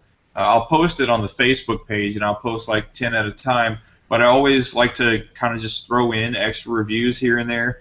So one of the next reviews is going to be this game. It's Strike Witches for the Xbox 360. This game, based on the anime series, also called Strike Witches. It's a shoot 'em up. Basically, the way I like to think of it is, if you've ever played maybe Forgotten Worlds, it plays kind of like Forgotten Worlds, where you have the full 360 degrees of shooting range. Even though it's a side-scrolling shooter, it plays kind of like that, and mixed a little bit with the Battlemania / troubleshooter games, where you have multiple individuals who can move back and forth and shoot in multiple directions and things like that. So when I originally bought it, I guess I didn't give it a shot, but just last week I picked it up, started playing it, and realized I really love this one. And this is another one of those really great Xbox 360 shooters that didn't really get released anywhere else in the world except for Japan, so I'm going to be covering that one, Strike Witches. And I'm going to go ahead and move us into anime-based video games, so I'll go ahead and start. Each of us has a whole stack of games. We're kind of showing our dicks now, and it's a measuring contest. But we went and grabbed some of our anime-based video games, and so we're going to do, I guess, each person gets to take a turn doing a quick discussion on a few of them. So I'm just going to start with a few here, and then I'll pass it, and then we'll just go around until we run out. I have a few PS2 games here. One, the first one I'm going to start with is one that I've actually reviewed not too long ago. It's Cowboy Bebop, Serenade of Remembrance. First off, this really accurately captures the feel of the show. They bring in all of the voice actors from the Japanese series, at least. The soundtrack, and I forget her name, the young woman that composed the soundtrack for the Cowboy Bebop anime series, also composes the soundtrack for the game. The game is kind of a mix of beat 'em up with shooting segments with some like light puzzle-solving elements to it. Some people didn't like it. I'd read that there was a review on Kotaku where they kind of shit on it. They said it would make a decent Cowboy Bebop episode, but it didn't make for a good game. I disagree. I think it's an enjoyable game, and that's not just coming from a Cowboy Bebop fan. I had fun playing it. The beat 'em up segments are fun. It's not just a butt masher. You have to actually time your moves correctly to keep your combos going. And yeah, Cowboy Bebop Serenade of Remembrance is not a bad one. Okay, Yu Yu Hakusho Forever. This is a pretty cool Yu Yu Hakusho fighting game. It's not Yu Yu Hakusho Dark Tournament, which got released in North America, which is an awful, awful fighting game. This one's actually pretty damn good. It really well captures. It's more of a 2D fighter, and it really captures the look and feel of the show pretty well. There's a special kind of shading that they use when they're doing super moves, this, that, and the other thing. Cell shaded? Excuse me? Cell shaded graphics. It's cell shaded, but there's a different type of shading that they use for it. It's a type of shadowing that they use in the game when you're doing super moves, things like that. The graphics change up a bit, and it has a very cool, like, extra style of shading to it, I guess, if you want to say. But Yu Yu Hakusho Forever, this is a really good game that they decided not to release in the United States and instead released Dark Tournament, which is terrible. So that was a bad idea on the part of Band Presto, who made this one. Band Presto actually also... No, never mind, that was Bandai. But Band Presto, I think, was also involved with the Cowboy Bebop game. And one more... this is JoJo's Bizarre Adventure. Yeah. Phantom Blood.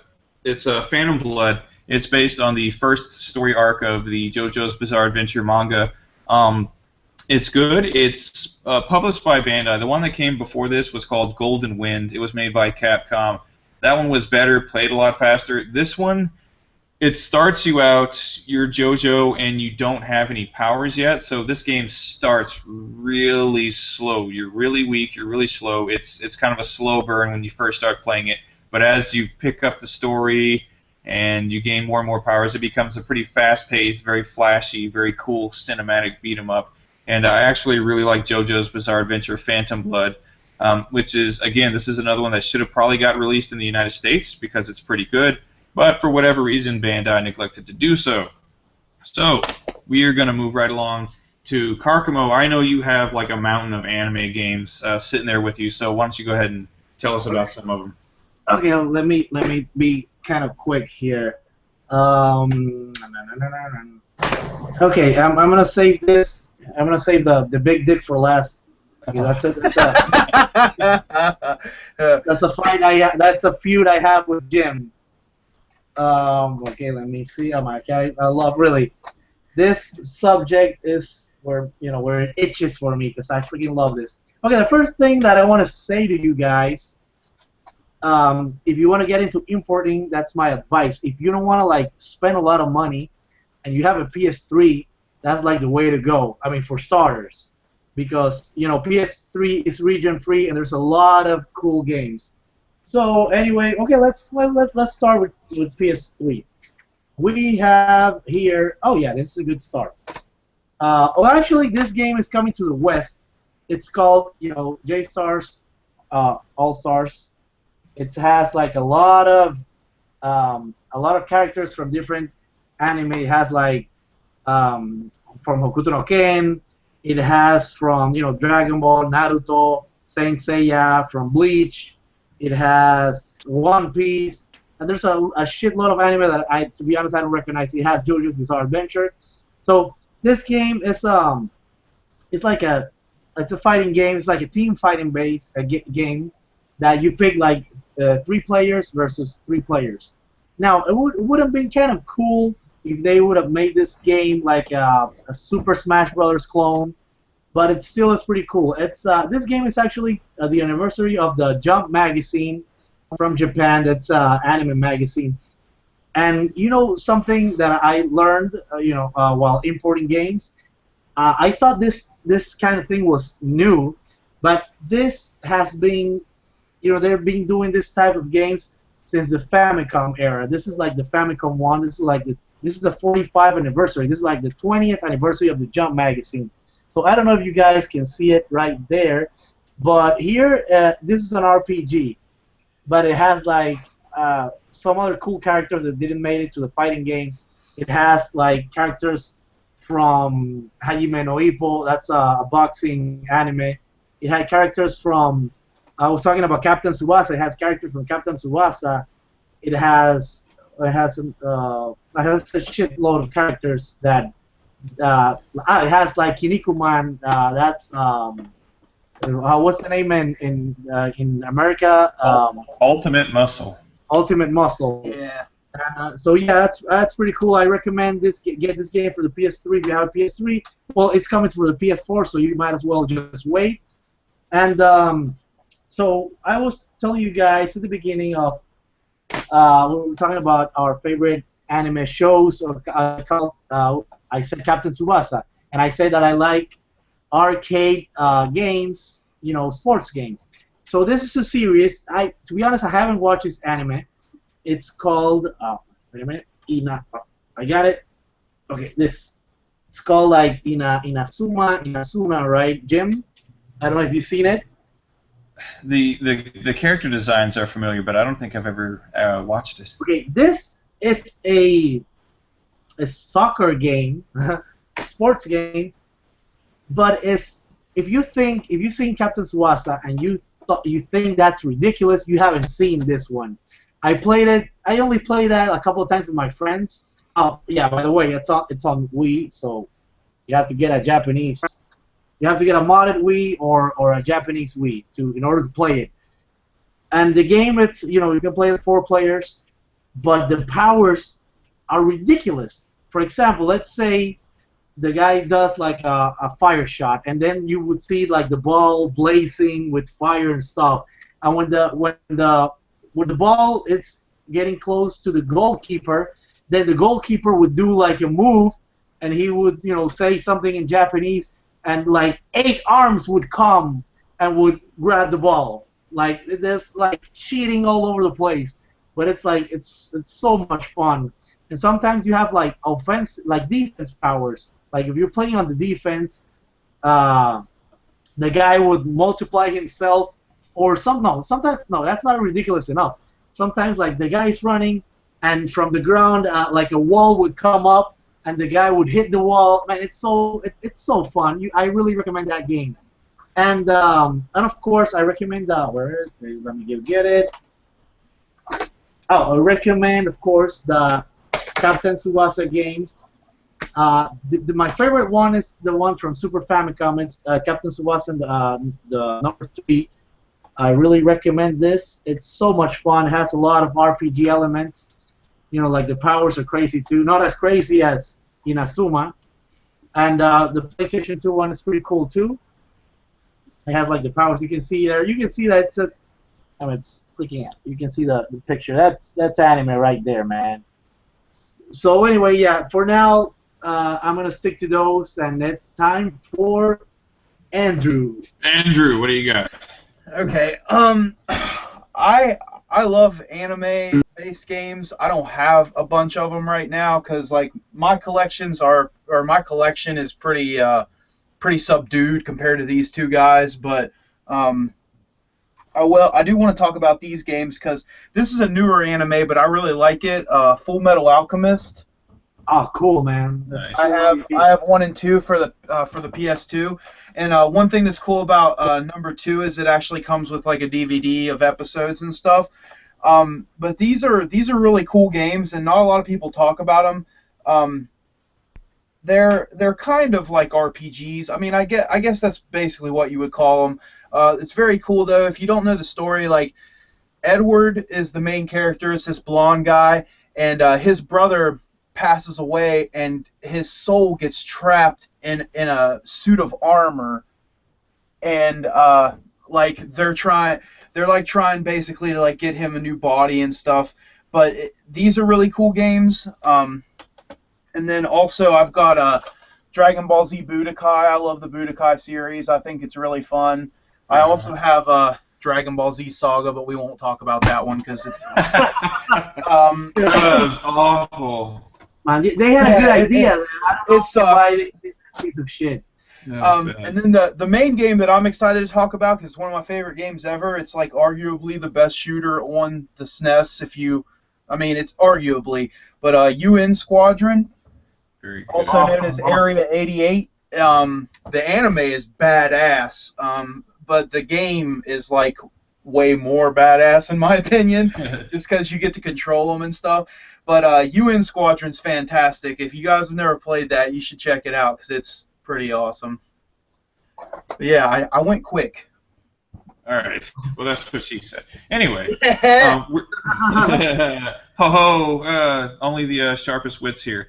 All right. So I guess now we're gonna go ahead and really kind of get into it then, because I know Carcamo has his WMD he wants to show off. So I'll just go ahead and show off another quick 3. I'll show off another 3 games, and then we'll pass it to Carcamo so he can show us how awesome he is. But I do have something that you don't, because I have seen you and Mr. Jimmy talking in the comments section over there. You don't have one of these, and that's Gunmu Martian Memory, based on the Gunmu manga and anime, aka Battle Angel Alita, which we were talking about a little earlier. This very interesting game. It's a beat 'em up, but it's like a beat 'em up action RPG. Very interesting concept.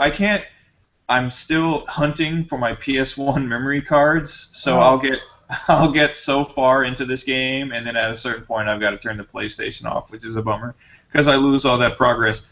But very awesome beat 'em up action RPG. Later in the game, you get to a part where Gally is actually, I think it's called Death Ball, but she starts taking part in this sport. It's kind of like Roller Jam, except you kill your opponents with like blades on your arms and shit like that, and her feet, like the body is altered because she's a robot, so her feet are like these rollerblade things. It's really weird, pretty cool. But this basically takes pretty much everything from the first manga series of Battle Angel, and it even adds a little extra stuff. And it's called Martian Memory because, if I'm not mistaken, at a certain part, they are at least attempting to go to Mars if they don't actually make it to Mars.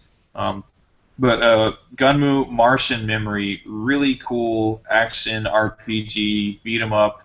Other styles of gameplay are thrown in just for the hell of it, and it's really damn cool. And it's based on a really awesome anime as well. And speaking of games based on really awesome anime, Ghost in the Shell. Yes, that game rocks. This is an excellent game. Luckily, this one was released worldwide. So it was released in the United States. It was released in Europe. It's awesome. When I first got this game, I was a huge fan of the movie, so I thought the game would be something like the movie. It really isn't. It's more like the manga, where you're in the Tachikomas, which are like the little spider tanks, and you can adhere to any surface, and you've got machine guns and missiles and grenades and what have you. And you're not playing as any of the characters. You're just playing as a nameless rookie who just joined Section 9, and you're trying to stop some terrorists. But a really great game, really fun, really excellent soundtrack, and there's a lot of original animation, which the animation is like top-notch. All the cutscenes in this look very good, and if you play the English version, well, if you play any version, you'll get the voice actors and actresses from the film. So the Japanese version obviously has the Japanese voice actors, but when I first played it, I was blown away that they got the entire cast, the entire English cast of the film, to come in and voice their characters for the game. So regardless of what region it is, this is a really, really great game. And then the last one I'll go ahead and bring up is Macross Scrambled Valkyrie for the Super Famicom. This is a really excellent side-scrolling shoot-'em-up, obviously based on the Macross series. You have 3 it's really, really good. I hope you get it someday. It's got 3 selectable characters. Each character their ship can switch back and forth between 3 different forms, and each form has a different shot type that can be powered up 3 times. So there's a whole lot of options for how you're going to play the game. Really good, amazing graphics, really great soundtrack, and a whole lot of fun. Macross Scrambled Valkyrie, and I know I said I was only going to do 3, but I have to really do this one really quick. It's Battle Stadium DON, Dragon Ball Z, One Piece, Naruto. It's basically like Smash Brothers, but with these iconic manga anime characters. And It's a lot of fun. So Battle Stadium DON, if you're an anime fan, this is one that it's highly recommended that you play it because it's a real fan service. Really awesome. And that's all I'm going to do. So Karkamo, the floor is yours. Yeah, that game it's pretty fun, man. That you get a lot of craziness ensues in that game. I love to play that with my friends. Okay, Jim, what am I gonna do with you, Jim? I'm gonna leave I'm gonna pour some salt in that wound, but at the end. Okay, so anyway, We all love each other here in this podcast. Yes, like I said in the last stream, I'm a big RPG fan. I fucking love RPGs. I love anime, and when you mix those together, you have awesome stuff. And this is one of my favorite anime of all time, Rurouni Kenshin. We call it here in Panama Samurai X or Samurai X. So this is an RPG, and yes, and it's in Japanese. And no, I don't read Japanese, and I don't talk Japanese. But one of the first things that everybody, gets away when they see, when they think about imports is the Japanese, the barrier, the language barrier. And I can tell you this, it's a lot of, trial and error, and it's never been an obstacle for me because I don't know, man, I love games and I'm like, fuck that, I'm gonna play it. So anyway, it is a cool RPG. The cool thing about it's a turn-based RPG, of course, a JRPG, and you get to use the main characters. You get to use Sanosuke. You get to use Kenshin. You get to use Saito. You get to use Aoshi Shinomori. It's pretty cool, man. And like the supers and the moves and the voice acting, everything is there. So if you can't if you have to get an FAQ, come on, it's not that bad. It's still it's pretty cool. So I really recommend. It's one of my favorite RPGs, my favorite anime RPGs. The other one that I want to talk about, and I want to encourage you guys to see the review on Kid Shoryuken's channel. It's this fighting game of Hokuto no Ken. It's fucking amazing. It's so much fun. It's a shame that it never came on to the U.S. market. It has basically the same. Yeah, I'm sorry, man. It has basically the same engine that uses Guilty Gear. The powers are amazing. All the characters are there. There's Rao, Yagi, Ray, like the fat guy that I don't remember the name. There's Shin. Yeah. So, it's pretty cool. You should get these. This is for Andrew that loves Robotech and Macross. It's this one right here. I don't know what's the name because I said, sometimes no. What I do most of the time, because I'm an import enthusiast, is that sometimes I see the game on eBay or if I'm traveling, I see the game and I see it, and I've never played it before. And I take the freaking risk and I buy it.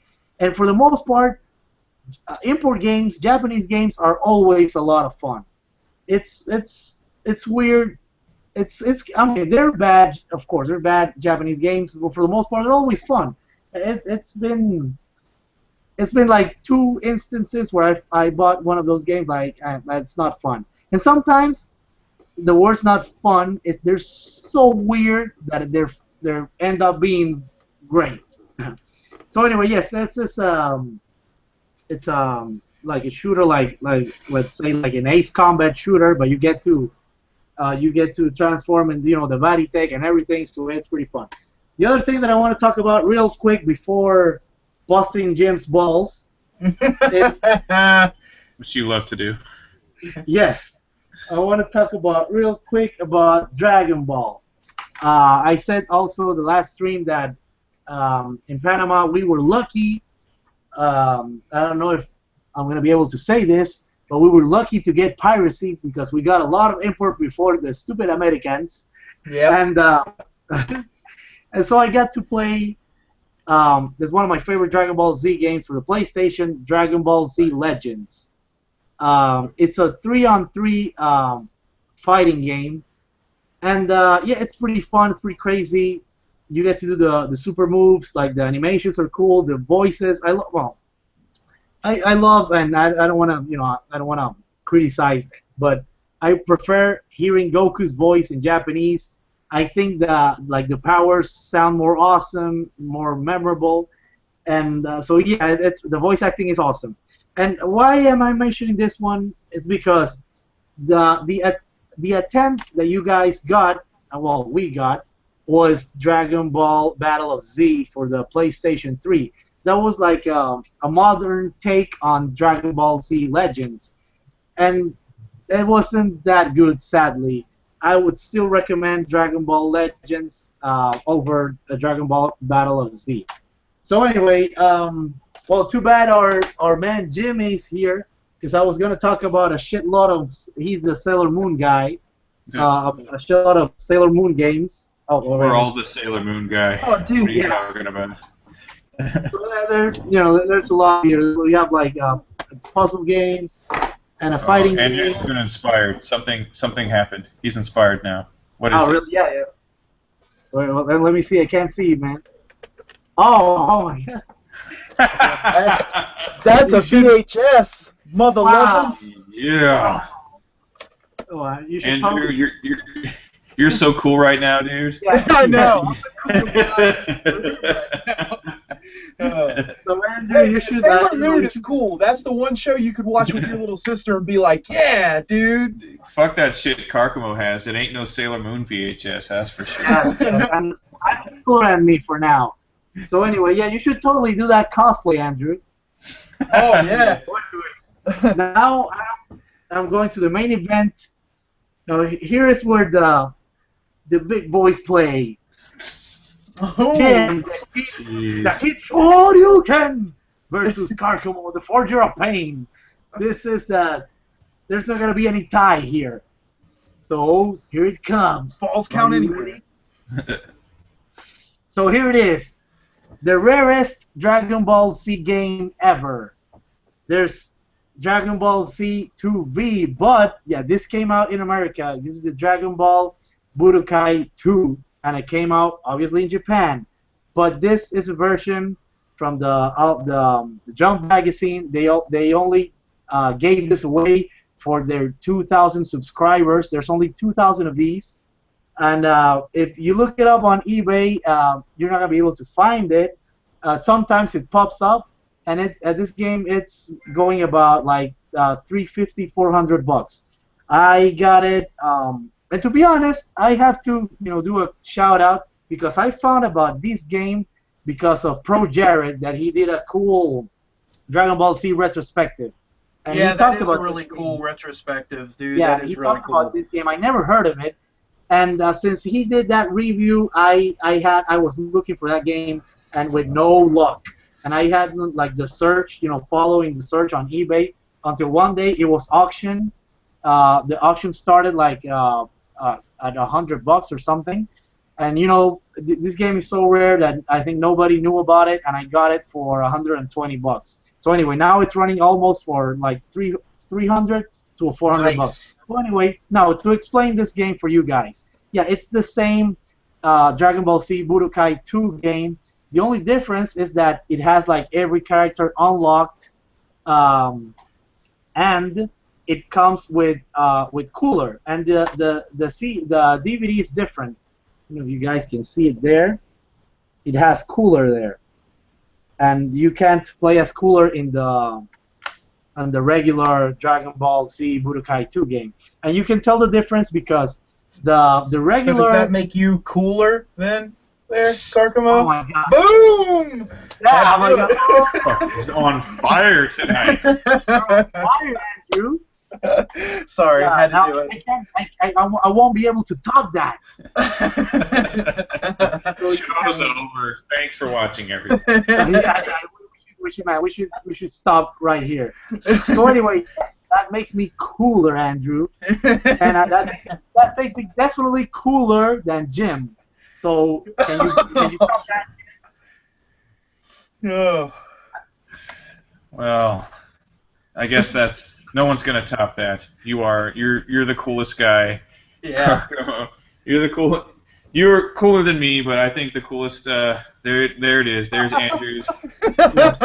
Andrew repping that Sailor Moon shiz. I think that makes him the coolest guy of the night here. Oh my God, he's got the backside. You know, something I want to say that you guys were talking about Gundam, and like I said, I love RPGs.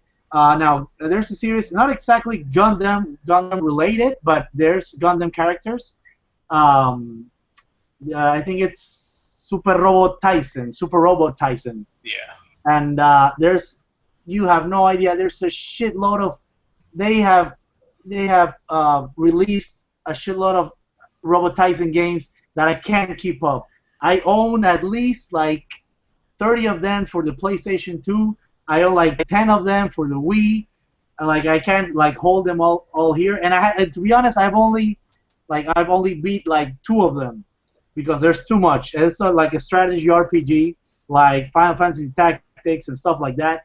The cool thing is that when you do like the superpower, hell of animation comes with the guy driving the robot, and then the robot do the move, and it's pretty awesome. I just wanted to do a little quick thing about that game. You should really get into those games, and you have a lot to choose. You can choose. There's for the Famicom, there's for the Super Famicom, there's for the Nintendo DS, there's for the Game Boy Advance, there's for the Wii, for the PlayStation 1, for the PlayStation 2, for the PlayStation 3. They're gonna release for the PlayStation 4, and really, I'm not gonna be able to finish them all, but I just got a few stack over here because, like I said, I own a couple.